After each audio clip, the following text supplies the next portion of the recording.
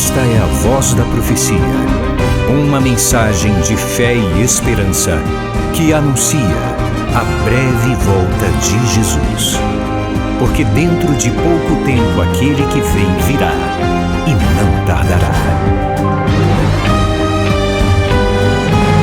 Abram-se os portais em exultação, Ele é o Rei da Glória, Ele quer entrar. Hoje em sua vida, em seu coração, falta pouco tempo, só um pouco mais. Ele deve virar, deve virar, deve virar, deve virar. Deve Jesus voltar.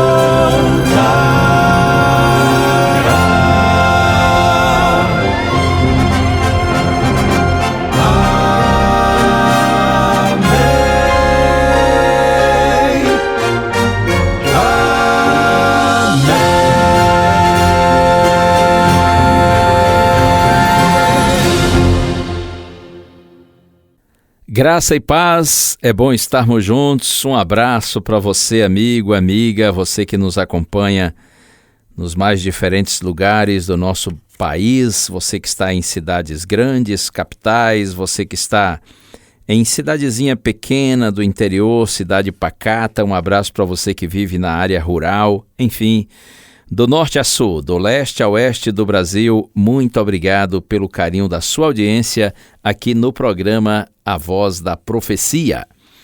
Hoje quero iniciar com você um estudo com base na história de um destacado cidadão romano que aparece nas horas finais da vida de Jesus e é citado inclusive nos 4 evangelhos, Mateus, Marcos, Lucas e João.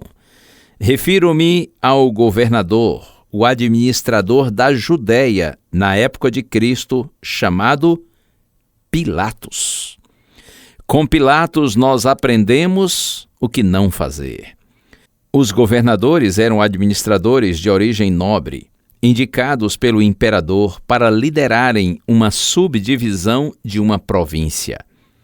Na época de Cristo, a Judéia, a região ali de Jerusalém, era uma subdivisão da província romana da Síria. Pilatos esteve na função de governador por 10 anos, do ano 26 ao ano 36 depois de Cristo. De acordo com os historiadores, ele era um homem inflexível, cruel e obstinado. Buscava a qualquer preço manter a lei e a ordem. Os evangelhos, porém, enfatizam a sua covardia. Vamos ao texto? Evangelho de João, capítulo 18, versos 28 a 32. Na minha Bíblia está escrito assim: Depois levaram Jesus da casa de Caifás para o pretório. Era cedo de manhã. Eles não entraram no pretório para não se contaminar, pois somente assim poderiam comer a Páscoa.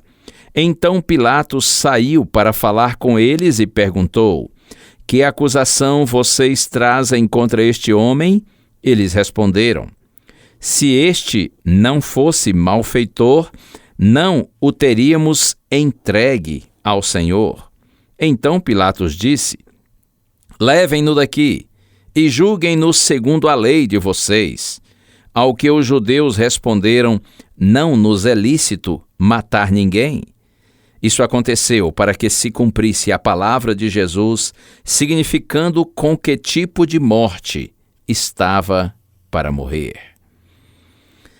Como nós vimos, no início da manhã de sexta-feira, os principais sacerdotes e outros judeus levaram Jesus ao pretório.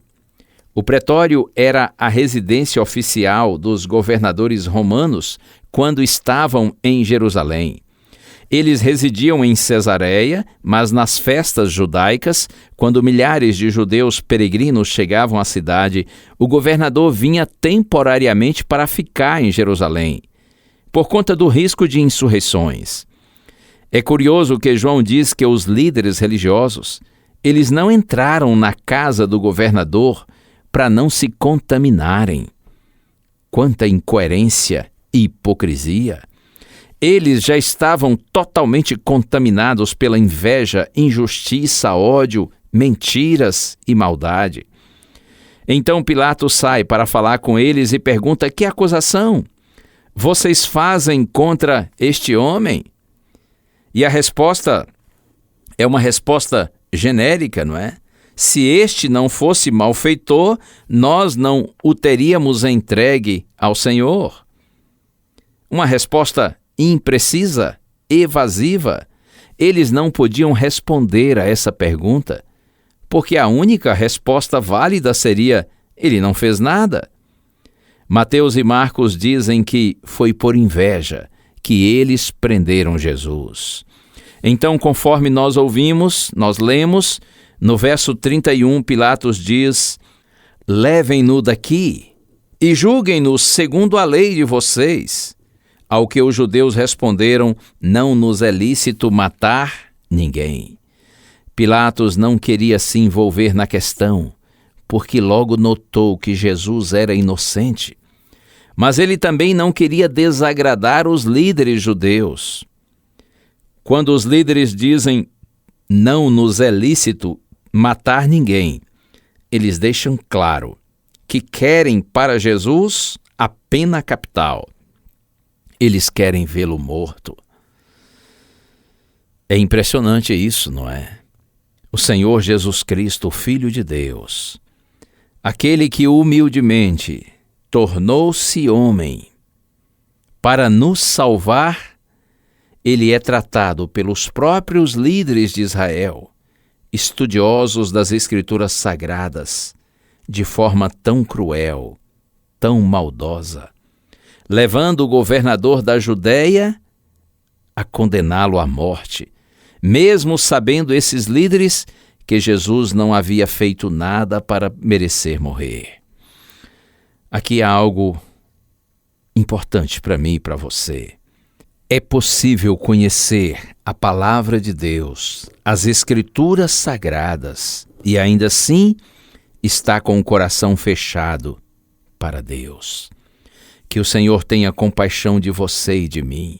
Nós vamos prosseguir refletindo em Pilatos, na sua história, no seu encontro com Jesus, nas oportunidades que teve, mas que fique na sua mente, no seu coração, sobretudo hoje, essa ideia, esse pensamento relacionado aos líderes religiosos de Israel, que muito mais que Pilatos conheciam as Escrituras, porém estavam com o coração totalmente fechado para Deus.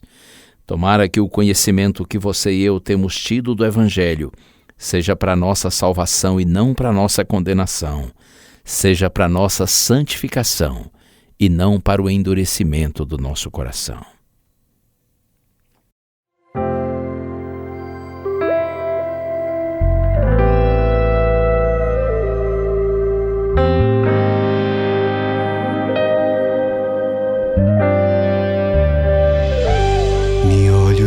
Espelho e só vejo meus defeitos, vejo quão distante estou do ideal, quão dissemelhante sou do Pai.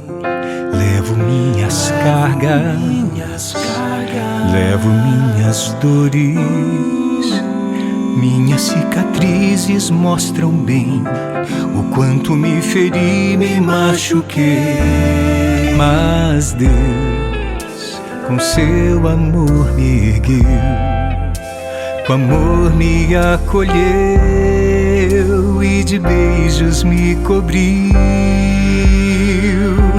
Porque o que Deus vê em mim é a beleza de Jesus, é a pureza que Ele tem, é a bondade que dele vem.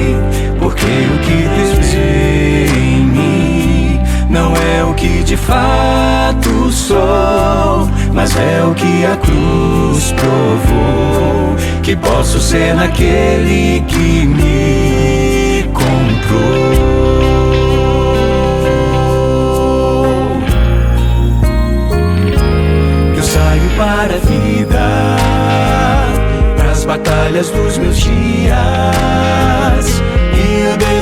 é ser como Ele foi, só depender de Deus, viver o amor.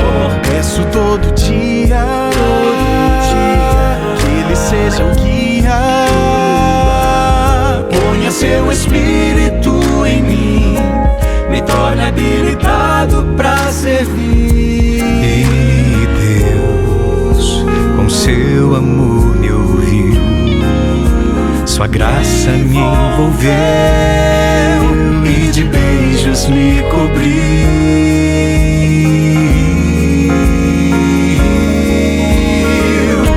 Porque o que Deus vê em mim é a beleza de Jesus, é a pureza que Ele tem, a bondade que dele vem. Porque o que Deus vê em mim não é o que de fato sou, mas é o que a cruz provou, que posso ser naquele que me comprou. E é nele que eu sigo em frente, e pensando nele eu escolho a vida. O caminho largo já não me seduz, vou andando no caminho estreito, esse é meu jeito, e Ele vai comigo. Se Ele vai comigo, porque o que Deus vê em mim é a beleza de Jesus, é a pureza que Ele tem, é a bondade que dele vem. Porque o que Deus vê em mim não é o que de fato sou, mas é o que a cruz provou, que posso ser naquele que me comprou, naquele que me comprou. Louvo o seu nome.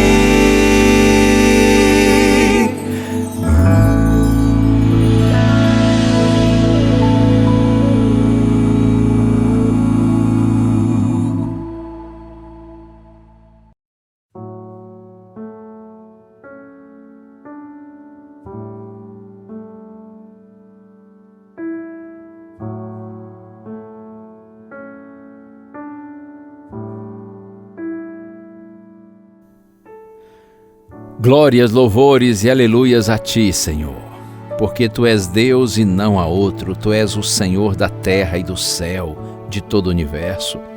Nós Te glorificamos também, Pai, porque enviaste Teu Filho, o Senhor Jesus Cristo, para viver e morrer por nós. Nós Te louvamos porque o nosso Salvador cumpriu a sua missão e agora as portas do reino eterno se abrem para todos quantos queiram. Recebe-nos, Senhor, transforma a nossa vida, que o nosso coração seja sensível diante da Tua presença. Converte-nos a Ti, Pai, para que em Jesus tenhamos salvação e não condenação, para que em Jesus tenhamos uma vida santificada. Nesse nome precioso nós oramos. Amém.